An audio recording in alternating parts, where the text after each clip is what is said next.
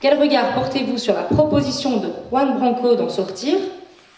Une telle rupture vous semble-t-elle de nature à renforcer ou, au contraire, à affaiblir davantage la capacité de l'Europe à peser dans le monde de demain? Alors sur ce point-là, je suis un peu en désaccord avec Juan Branco, mais je vais tâcher d'expliquer pourquoi.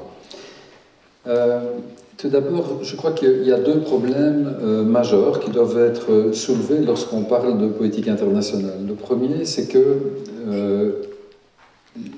le monde international, la mondialisation, est largement favorisé, bien sûr, par le fait que nous vivons dans un monde connecté et dans un large monde, et que cette mondialisation, et c'est un de ces problèmes majeurs, essentiels, c'est qu'elle favorise évidemment les multinationales bien avant de favoriser les États et les citoyens. D'où le constat qui est fait également par Juan Branco. Et effectivement, plus les décisions sont prises loin, je donnais tout à l'heure l'exemple de l'OMS, et plus les citoyens ne sont pas concernés par ces décisions parce que les distances deviennent infinies et il n'y a plus de processus possible de démocratisation. Mais il y a aussi un second élément à considérer dans la politique internationale, et on ne peut pas penser que nous vivons sur une île déserte, c'est que le monde, pour le moment, reconstitue ou essaye de reconstituer des nouveaux empires, que ce soit aux États-Unis, en Chine, en Russie. Et par rapport à ça, si l'Europe se divise et va vers un isolement progressif de chacun des pays, eh bien, il est à craindre que nous n'aurons plus aucun poids possible. Alors, vous allez me dire, oui, c'est d'accord, mais est-ce que quand même, on ne pourrait pas, effectivement, diminuer la taille pour essayer de retrouver la maîtrise de son destin et essayer de ne pas être l'objet d'ingérences extérieures? Mais je pense que c'est mal posé le problème, parce que réduire la taille des entités, justement, ne montre pas où est le problème. Parce que on va réduire les entités jusqu'où? On va dire, ok, le monde, ça ne va pas, un continent, ça ne va pas, une association de pays, ça ne va pas, mais est-ce que dans un pays, ça va quand même? Ça ne doit pas être une région, une commune, ma famille, enfin bon, bref. Je veux dire, je ne crois pas à ça. Je ne crois pas que le problème est un problème de taille. Je crois que le problème est de savoir d'abord comment sont gouvernées les structures supranationales et en quoi et pourquoi cette mondialisation est en train de tout casser devant nous. Autrement dit, comment faire obstacle à la mondialisation et au néolibéralisme, première question. Et la seconde chose, c'est comment faire en sorte que nous, en tant que pays ou même Union européenne, nous pouvions nous réformer en profondeur pour être différents de ce que l'on est maintenant. Donc, l'Europe telle qu'elle est maintenant pose trop de problèmes, c'est tout à fait clair, on en a déjà parlé. Que faire? Mais la première chose, je crois, c'est qu'il faudrait peut-être penser à pallier son déficit démocratique qui est encore plus important qu'au niveau de nos États.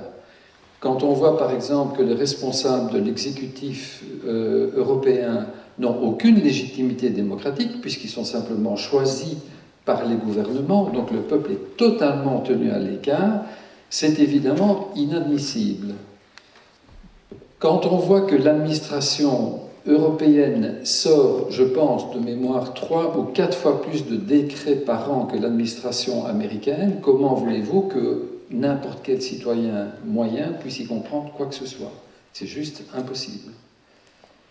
Autrement dit, on retrouve au niveau de l'Europe exactement, en fait, les mêmes défaillances que l'on retrouve au niveau de chaque État.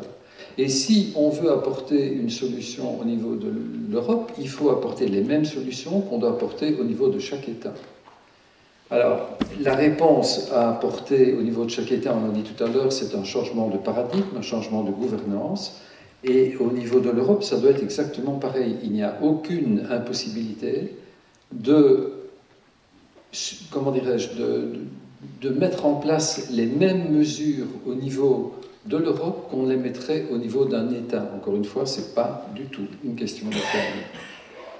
Et le second point qui me paraît important au niveau de l'Europe, c'est que plutôt que de la dissoudre en des États où on retrouverait peut-être justement l'AfD au pouvoir en Allemagne, le Rassemblement national en France, le Vlaams-Beloc en Belgique, etc., plutôt que d'avoir ça, je pense qu'il est peut-être plus important de se dire que si notre but est de protéger la démocratie et si notre but est de protéger les faibles, on ne peut pas le faire dans des États qui sont faibles. La protection des gens les plus fragiles dans une société ne peut se faire que par des États qui sont forts, dans le sens qui ont des structures, qui prennent des décisions et qui les mettent, qui les protègent. Les forts vivent extrêmement bien dans des sociétés qui ne sont pas structurées.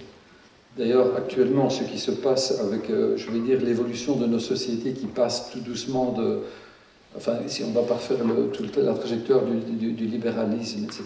Mais actuellement, on est en quelque part dans une société hybride dans laquelle on souhaite un État fort, quelque part, lorsqu'il s'agit de protéger les intérêts des puissants, des entreprises supranationales, etc. Mais aussi, on essaie de nourrir un État faible pour que cet État ne puisse plus défendre ses biens communs et qu'il puisse passer, bien évidemment, au niveau des supranationales et au niveau des pouvoirs financiers et à ce qui n'est pas du domaine de la politique. Donc si l'on veut réduire les inégalités dans une population, si on veut éviter cette mondialisation qui, pour nous, me semble être finalement le stade ultime du colonialisme, puisque en fait, les gens sont réduits à des objets qu'ils doivent consommer et qui ne peuvent plus penser. C'est uniquement vers ça qu'on veut nous conduire. Si on veut éviter ça, eh bien, il faut avoir une toute autre Europe et il faut avoir un but qui est d'avoir des structures qui soient fortes et qui essayent de devenir de vrais laboratoires des démocraties. Et alors ces laboratoires des démocraties n'ont pas pour but d'aller imposer nos modèles ailleurs, mais c'est le but d'y réfléchir. Donc voilà comment moi je verrais plutôt le problème des structures supranationales, et donc nous ne sommes peut-être pas d'accord là-dessus.